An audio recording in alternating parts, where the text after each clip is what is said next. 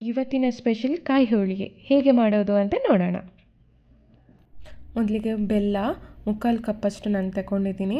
ಆಮೇಲೆ 1 ಕಪ್ ಗೋಧಿ ಹಿಟ್ಟು, ಆಮೇಲೆ ಚಿರೋಟಿ ರವೆ 1 ಕಪ್ ತಗೊಂಡಿದ್ದೇನೆ, ಸೇಮ್ ಅಳತೆ.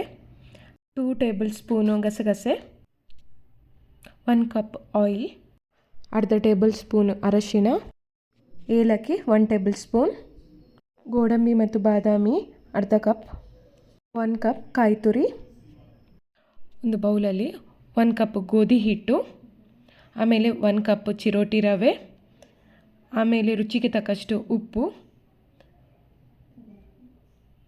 ಆಮೇಲೆ ಒಂದು 2 ಟೇಬಲ್ ಸ್ಪೂನ್ ಎಣ್ಣೆ ಆಯಿಲ್, ಆಮೇಲೆ ಸ್ವಲ್ಪ ನೀರು ಹಾಕಿ, ನಾವು ಚಪಾತಿ ಯಾವ ರೀತಿ ನೀರು ಹಾಕಿ ಅಂಟು ಮಾಡ್ತೇವೆ ನೋಡಿ ಹಿಟ್ಟನ್ನು, ಅದೇ ರೀತಿ ನಾವು ಸರಿಯಾಗಿ ಅದನ್ನು ನಾದಿ ಅಂಟು ಮಾಡಬೇಕು. ನಿಮಗೆ ನೀರು ಸಾಕಾಗಲಿಲ್ಲ ಅಂದರೆ ಸ್ವಲ್ಪ ಜಾಸ್ತಿಯೇ ನೀರು ಹಾಕಿ, ಯಾಕಂದರೆ ಚಿರೋಟಿ ರವೆ ಹಾಕಿರೋದ್ರಿಂದ ಅದು ಸ್ವಲ್ಪ ಅಬ್ಸರ್ವ್ ಮಾಡ್ತದೆ. ಆಮೇಲೆ ನೀವು ಒಂದು ಮಧ್ಯೆ ಒಂದು 2-3 ಟೇಬಲ್ ಸ್ಪೂನ್ ಎಣ್ಣೆ ಹಾಕಿ ಅದನ್ನು ಸರಿಯಾಗಿ ನಾದಬೇಕು, ಅಂದರೆ ಅಂಟು ಮಾಡ್ತಾನೆ ಇರಬೇಕು. ನೀವು ಅದನ್ನು ಎಷ್ಟು ಅಂಟು ಮಾಡ್ತೀರ ಅಷ್ಟು ನಿಮಗೆ ಹೋಳಿಗೆ ಸಾಫ್ಟಾಗಿ ಉಬ್ಬಿ ಬರ್ತದೆ ನೋಡಿ. ಇವಾಗ ಅಂಟಾಯಿತು. ಇದಕ್ಕೆ ಇವಾಗ 2-3 ಟೇಬಲ್ ಸ್ಪೂನ್ ಎಣ್ಣೆ ಹಾಕಿ ಇಡೋಣ.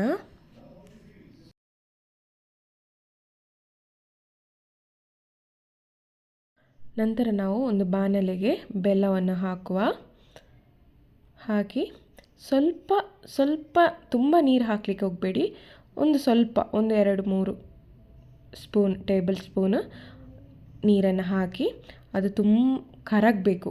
ಆ ಬೆಲ್ಲ ತುಂಬ ಕರಗಿ ಒಂದು ಎಳೆ ಪಾಕ, ಅಂದರೆ ತುಂಬ ಗಟ್ಟಿ ಸಹ ಆಗಬಾರ್ದು, ಸ್ವಲ್ಪ ಅಂಟು ಒಂದು ಎಳೆ ಅಂಟು ಬಂದರೆ ಸಾಕು.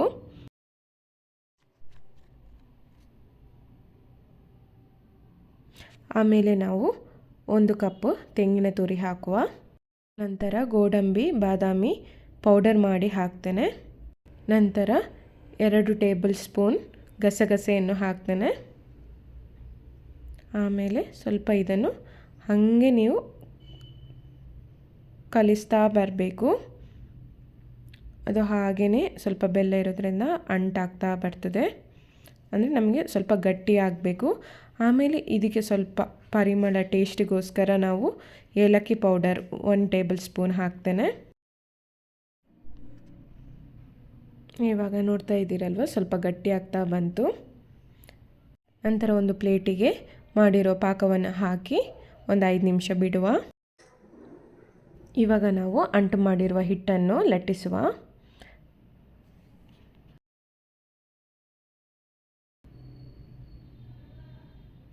ನೋಡಿ, ನಾನು ಲಟ್ಟಣಿಗೆಯಲ್ಲಿ ಲಟ್ಟಿಸ್ತಾ ಇಲ್ಲ, ಕೈಯಲ್ಲೇ ಸ್ವಲ್ಪ ಅದನ್ನು ತಟ್ತಾ ಇದ್ದೇನೆ. ರೌಂಡ್ ಶೇಪ್, ಅಂದರೆ ನಿಮಗೆ ಇದು ಸ್ಮೂತ್ ಆಗಿರೋದ್ರಿಂದ ನಾವು ಯಾವುದು ಮೆಲಾನೆ ತಟ್ತಾ ಬರುವಾಗ ನಮಗೆ ಯಾವ ರೌಂಡ್ ಶೇಪ್ ಬೇಕೋ, ಕೆಲವೊಂದು ನಾವು ಲಟ್ಟಿಸುವಾಗ ರೌಂಡ್ ಶೇಪ್ ಬರಲ್ಲ, ಆದರೆ ನನಗೆ ಇದು ಸ್ವಲ್ಪ ಕಂಫರ್ಟ್ ಆಗ್ತದೆ. ಕೈಯಲ್ಲಿ ಲಟ್ಟಿಸ್ತಾ ಇದ್ದರೆ ಸ್ವಲ್ಪ ಶೇಪಲ್ಲಿ ಬರ್ತದೆ ಅಂತ ನಾನು ಕೈಯಲ್ಲೇ ಲಟ್ಟಿಸ್ತಾ ಇದ್ದೇನೆ. ಗ್ಯಾಸಲ್ಲಿ ತವ ಇಡ್ತೇನೆ, ಸ್ವಲ್ಪ ಕಾಯಿಸಿ ಬಿಸಿ ಆಗ್ತಾ ಇದೆ. ಇವಾಗ ನಾವು ಲಟ್ಟಿಸಿರುವಂಥ ಹೋಳಿಗೆಯನ್ನು ಕಾಯಿಸುವ.